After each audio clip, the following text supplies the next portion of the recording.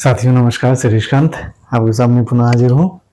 अब भाई हम लोग देखेंगे राजनीति शास्त्र एवं सिद्धांत से आए हुए परीक्षा में प्रश्न, यानी कि जो टीजीटी में अभी तक पहले चैप्टर से, हमारा पहला चैप्टर कौन से सिलेबस का है? राजनीति शास्त्र एवं सिद्धांत से, राजनीति शास्त्र एवं सिद्धांत है। ठीक है, तो इससे टीजीटी में 2001 के बाद से लेके अब तक जितने भी प्रश्न आए हुए हैं, लगभग 20-21 प्रश्न मैंने खोज निकाले हैं जो अभी तक आए हुए हैं इस चैप्टर से।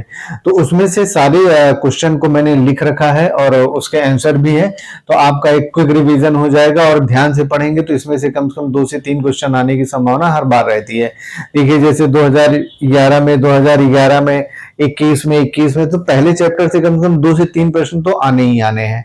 तो ये बिल्कुल से आप लोग रिलैक्स मत होइए कि हाँ पहले चैप्टर से नहीं आएगा, आएगा। टीजीटी का है, ठीक है। टीजीटी के अभी तक पेपर में जितने आए हुए हैं, ये टीजीटी पीजीटी सबके लिए है, सबका सिलेबस सेम है, ऐसा नहीं है। राजनीति शास्त्र एवं सिद्धांत सब सेम है सिलेबस, कोई ऐसा सिलेबस में अंतर नहीं, चाहे वो एलटी का हो चाहे वो हो। ठीक है, ये पॉइंट है, पहला चैप्टर है।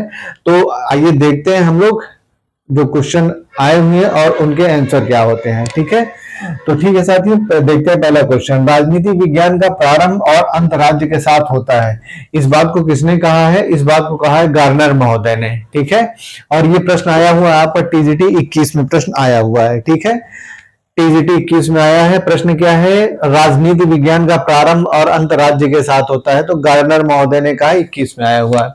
फिर दूसरा है, व्यवहारवादी आंदोलन के बौद्धिक जनक है चार्ल्स ई मैरियम।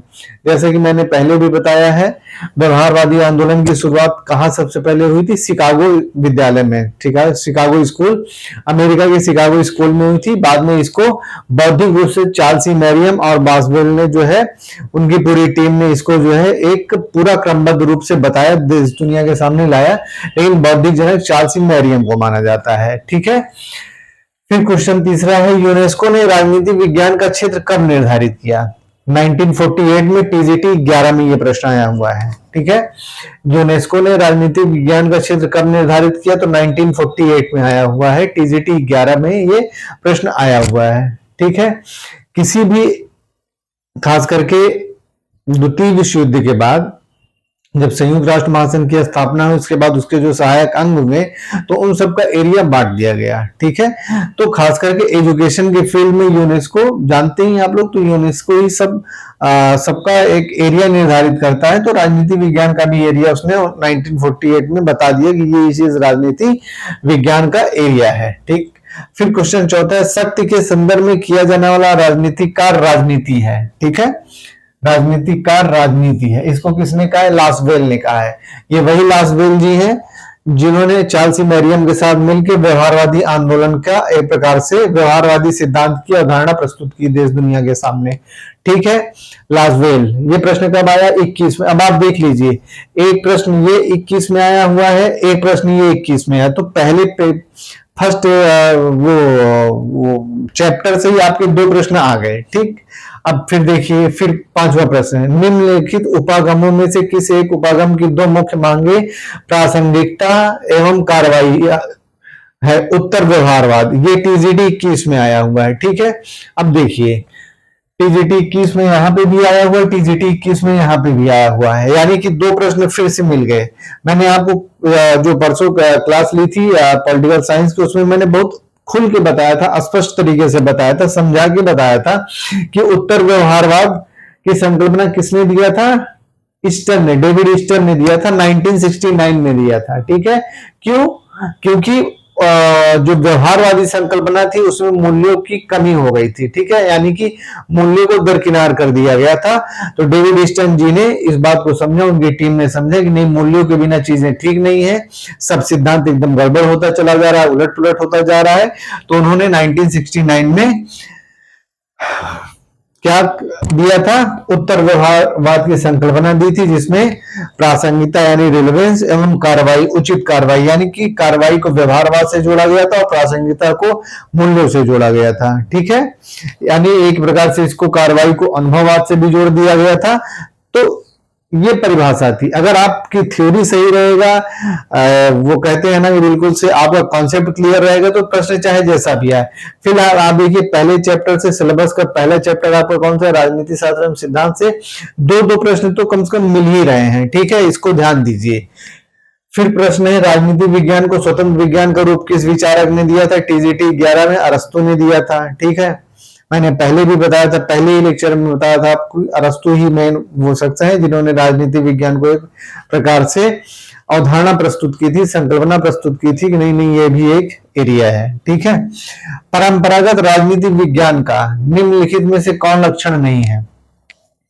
जैसा कि मैंने अभी बताया था, परंपरागत राजनीति विज्ञान का यानी रेलेवेंस, प्रासंगिकता, ठीक है। तो इसका कौन सा मेन लक्षण नहीं है? मैंने उस दिन भी बताया था, तथ्यों के अध्ययन पर बल नहीं देना, ठीक है।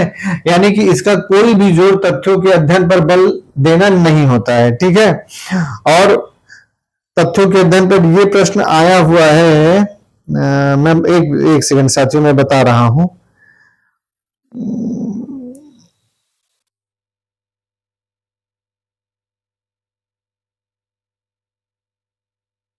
अभी मैं बता दूंगा देख के, ठीक है। वो ईयर में थोड़ा सा भूल रहा हूं, लेकिन ये प्रश्न आया हुआ है, शायद 2005 में ही आया हुआ है, ठीक। राज्य पृथ्वी पर ईश्वर का अवतरण है या कथन है? ये बहुत प्रसिद्ध कथन है, ठीक है।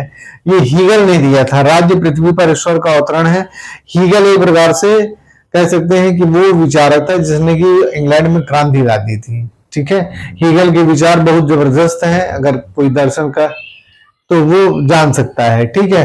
तो ये टीजीटी 2005 में प्रश्न आया हुआ है, राज्य पृथ्वी पर ईश्वर का अवतरण है। राजनीति शास्त्र के जनक माने जाते हैं, अरस्तु जी को माना जाता है। देख लीजिए अरस्तु के विषय में मैंने पहली भी क्लास में बताया था कि अरस्तु को ही सब कुछ माना जाता है, राजनीति शास्त्र का जनक, ठीक है। ये टीजीटी 2001 में प्रश्न आया हुआ है। फिर है, किसकी उक्ति है राजनीति शास्त्र का आदि और अंत राज्य है, ठीक है। यानी कि किसने कहा है इस बात को कि राजनीति शास्त्र का आदि और अंत राज्य है? किसने राज्य की अवधारणा को सबसे ऊपर रखा है, ठीक है। तो वो गार्नर महोदय हैं, ठीक है। ये प्रश्न कब आया हुआ है? टीजीटी 2001 में आया हुआ है, ठीक। अब आप देख लीजिए 2001 में अरस्तु का से संबंधित प्रश्न आया हुआ है, गार्नर से भी, यानी कि दो प्रश्न तो कम से कम आने ही आने हैं। फिर है राज्य के सावयव सिद्धांत यानी ऑर्गेनिक थ्योरी। एक ऑर्गेनिक थ्योरी राजनीति सिद्धांत में चलती है, ठीक है, राजनीति शास्त्र में चलती है, उसको ऑर्गेनिक थ्योरी बोला जाता है। सावयव सिद्धांत के समर्थक हैं वो है ब्लंसली और हर्बर्ट स्पेंसर, ठीक है। ब्लंसली और हर्बर्ट स्पेंसर, ये प्रश्न टीजीटी 2009 में आया हुआ है, ठीक।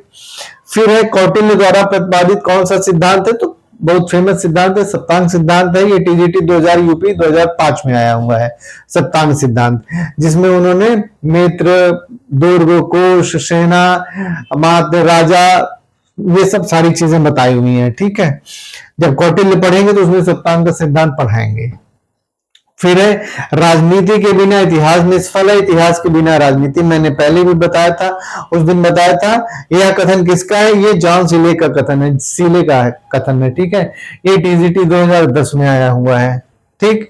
फिर आज का अंतिम प्रश्न है, राजनीतिक सिद्धांत जो नागरिकों के व्यक्तिगत जीवन में न्यूनतम हस्तक्षेप करे उसे क्या कहते हैं? ये व्यक्तिवाद का बहुत परम परिभाषा है, यानी व्यक्तिवाद की डेफिनेशन है।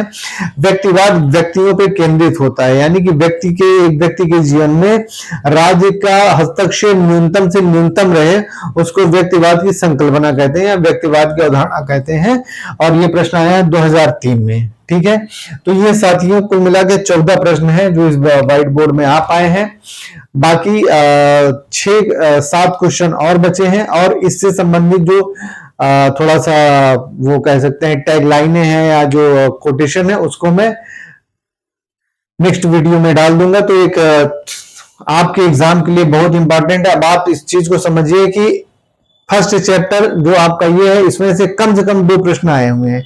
20 प्रश्न 2001 से लेके अभी तक आए हुए हैं टीजीटी में।